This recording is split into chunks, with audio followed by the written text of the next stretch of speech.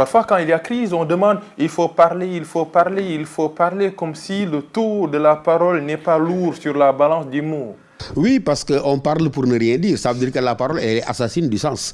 Et une parole qui est assassine du sens, à un moment donné, on est obligé paradoxalement, en temps de crise, comme vous dites, de devoir recourir à la parole de certains. Certains chez qui la parole a conservé encore sa dimension de sacralité. Ça veut dire qu'il y a des gens qui parlent et que l'on entend, et il y a des gens qui parlent et que l'on n'entend pas. Et donc ça veut dire simplement, quand vous dites cacophonie, c'est un constat lié au fait que nous parlons trop, mais nous ne disons absolument rien. Et à partir du moment où notre parole elle n'est plus fécondée par le sens, à partir du moment où notre parole elle n'est plus informée au sens d'action de forme, elle n'est plus informée par la volonté d'agir sur les consciences, cette parole-là, donc en tant que telle, elle devient à elle-même sa propre fin, et on se rend compte que finalement nous souffrons non pas d'avoir pas parlé, mais nous souffrons d'avoir trop parlé pour ne rien dire. Et d'avoir trop parlé pour ne rien dire fait que justement, paradoxalement, c'est à cette même parole abondante mais qu'on est obligé de recourir.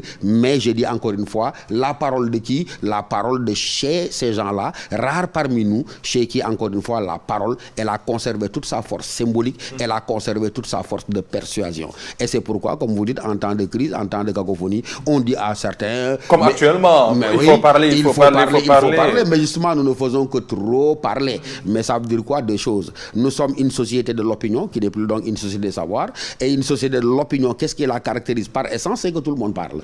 Et quand tout le monde parle, nous savons que tout le monde n'a pas droit à la parole publique. Ça, c'est clair. Toutes les sociétés qui sont développées... C'est clair. Il ne faut pas qu'on parle de démocratisation parce qu'il y a un terme qui a une popularité politique. Oui, mais démocratiser la parole. Tout le monde a voix... Non, la parole publique, on ne peut pas la démocratiser. C'est Platon qui enseignait déjà il y a combien de siècles que, mais écoutez, les affaires publiques, elles sont tellement sérieuses qu'elles ne devaient pas échoir entre toutes les mains et toutes les bouches. Donc, tout le monde n'est pas doué de science. Tout le monde n'est pas doté de l'expertise nécessaire pour se prononcer sur les affaires de la cité. Et donc, c'est un des mâles, mais un des mots plutôt, les plus pernicieux de la démocratie. Ça veut dire qu'il n'y a pas de démocratie sans libération de la parole. Mais cette libération de la parole, malheureusement, elle s'accompagne des avatars que vous faites très bien de souligner, à savoir que n'importe qui a accès à cette parole publique par le truchement de ce que vous savez, des réseaux sociaux et des moyens de communication modernes. Et à partir du moment où cette parole, elle s'est entre guillemets laïcisée, mais elle ne peut être qu'à la base de tous nos mots. La parole, à l'époque, elle était contrôlée.